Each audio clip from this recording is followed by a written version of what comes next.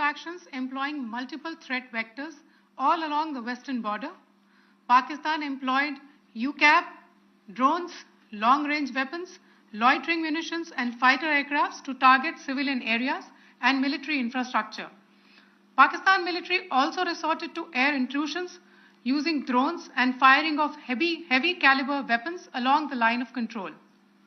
Along the international border and the line of controls, air intrusion and several harassment attacks were also attempted from Srinagar till Nalia at more than 26 locations. Indian Armed Forces successfully neutralized these threats and majority of the vectors. However, limited damage was sustained to equipment and personnel at Indian Air Force stations at Udhampur, Pathankot, Adhampur and Bhuj.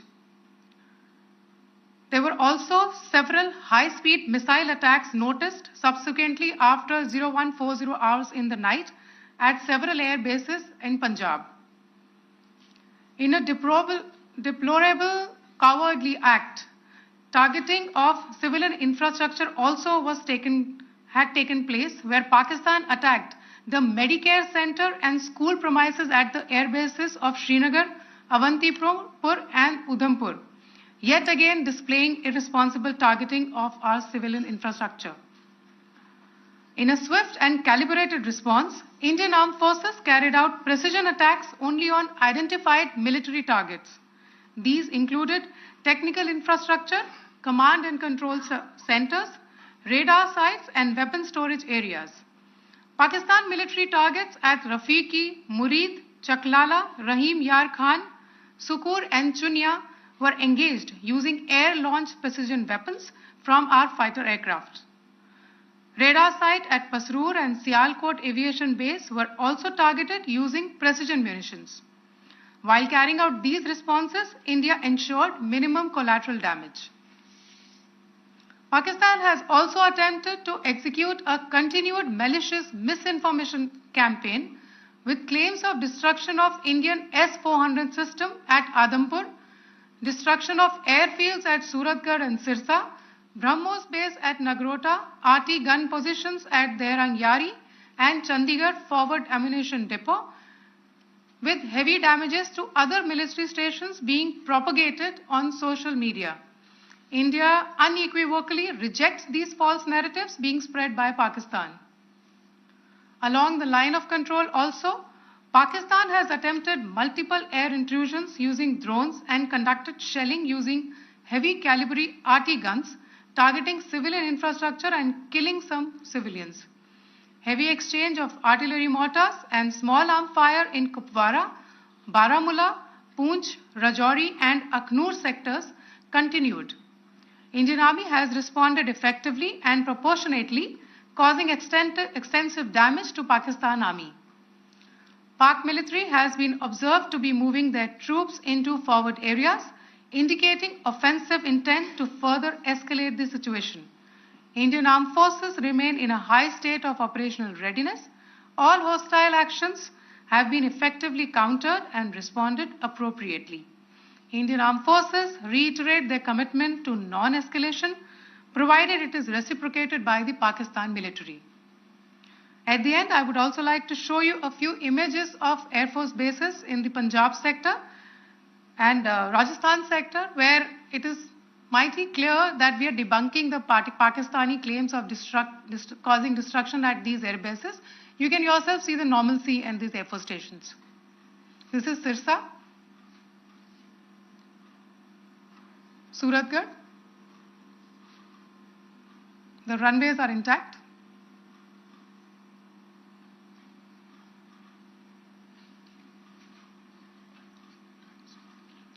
There are also time stamped. Just notice, they are also time stamped. This is today.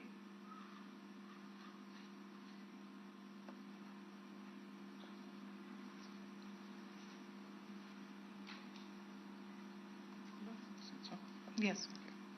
Thank you very much. Thank you. Thank you, Colonel Qureshi. Thank you, Wing Commander Singh. I just have a few points to make in closing. First of all, as you have seen, Pakistani claims about activities that they have undertaken continue to be heavy on lies, misinformation, and propaganda. And on top of that, this is peddled by Pakistani state agencies. The claims that they have made about attacking and destroying various places, various military installations and facilities, as has been pointed out by my colleagues here this morning, are completely false.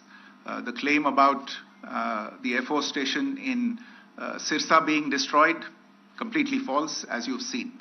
The claim about the Air Force station in Suratgarh being destroyed, completely false again, as you have seen. There's a claim that has been made that the S-400 base at Adampur was destroyed, completely false, once again. Claims have been made about large sections of Indian critical infrastructure, power systems, cyber systems, etc., being attacked and destroyed, completely false.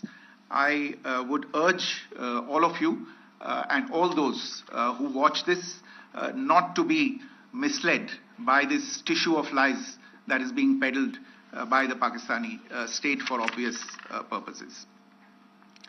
The second point that I wanted to emphasize is that Pakistan continues with its execrable and wanton campaign of targeting civilians and civilian infrastructure, especially in the states of Jammu and Kashmir and Punjab. There is also on its part a consistent attempt to sow discord between communities in India. As I said, there has been a particular focus in its targeting of civilian infrastructure and the population in Jammu and Kashmir and Punjab. Earlier this morning, Pakistan shelled the town of Rajouri, killing the additional District Development Commissioner, Shri Rajkumar Thappa, adding to the civilian casualties and the damage in that state. We have also observed overnight damage to property and injuries to civilians in Firozpur and Jalandhar, among other places.